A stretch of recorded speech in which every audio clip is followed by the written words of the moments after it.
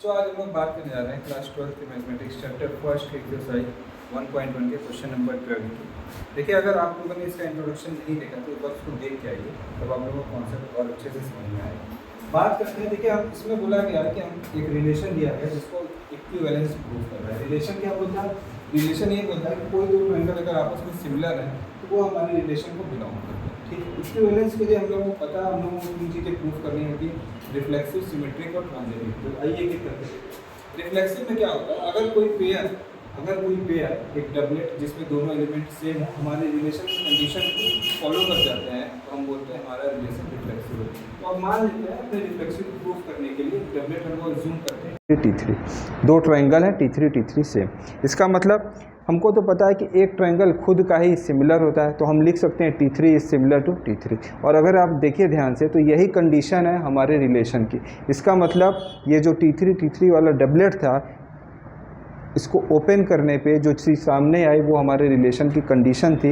इसका मतलब हम बोल सकते हैं कि हमारा रिलेशन क्या है, हमारा रिलेशन रिफ्लेक्सिव है। फिर से सुन लीजिए, रिफ्लेक्सिव के लिए एक डबलेट लेते हैं, अगर वो रिलेशन के कंडीशन को फॉलो कर जाता है तो रिलेशन हमारा रिफ्लेक्सिव हो जाता है। सिमेट्रिक में हम लोग एक रिलेशन, एक पेयर को रिलेशन से बिलोंग करते हैं, और अगर उसका रिवर्स रिलेशन को फॉलो कर जाता है तो हमारा रिलेशन सिमेट्रिक हो जाता है। मान लेते हैं T4 T5 बिलोंग किया R को। जैसे ही हमने इसको अपने रिलेशन में बिलोंग कराया, रिलेशन अपना इस पर कंडीशन लगाता है और कंडीशन लगा के इसको कर देता है T4 is similar to T5। देखिए रिलेशन क्या करता है, T1 T2 को बिलोंग कर रहा है तो रिलेशन इन दोनों को सिमिलर करा देता है। तो अगर हमने एक पेयर को एज्यूम किया T4 T5 बिलोंग कर रहा है तो ये इसको क्या करा देता है, सिमिलर करा देता है। अब अगर T4 T5 के सिमिलर है तो हम देख सकते हैं कि T5 T4 के सिमिलर होगा, T4 T5 के सिमिलर, तो T5 T4 के सिमिलर लिख सकते हैं। अगर T5 T4 के सिमिलर है, ध्यान से देखिए, T1 T2 के सिमिलर तो T1 T2 belongs to R।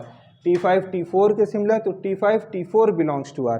इसका मतलब अगर T4 T5 belongs R, T5 T4 belongs to R, तो हमारा रिलेशन हो गया सिमेट्रिक। इसका उल्टा, इसका रिवर्स, T4 T5 माना था और T5 T4 प्रूव कर दिया, इसका मतलब हमारा रिलेशन सिमेट्रिक होगा। ट्रांजिटिव के लिए क्या करते हैं?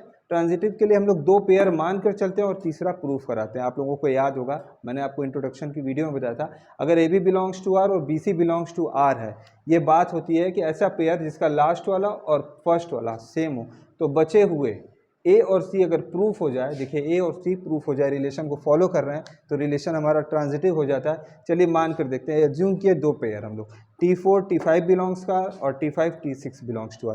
जैसे ही हमने इसको बिलोंग कराया, रिलेशन अपना कंडीशन लगाएगा, दोनों को सिमिलर करा देगा। देख लीजिए, अब T5 से T4 भी सिमिलर है, T5 के T6 भी सिमिलर है, इसका मतलब T4 और T6 भी आपस में क्या हो जाएगा, सिमिलर हो जाएगा। और देख लीजिए, अगर लास्ट वाला सेम है, लास्ट वाला पहला वाला सेम है, तो बचा वाला फॉलो करना चाहिए। और बचा वाला क्या था, T4 T6 और T4 T6 अगर सिमिलर है तो सिमिलरिटी का क्राइटेरिया क्या बोलता है, ये T1 T2 सिमिलर तो T1 T2 belongs to R, T4 T6 similar, इसका मतलब T4 T6 belongs to R।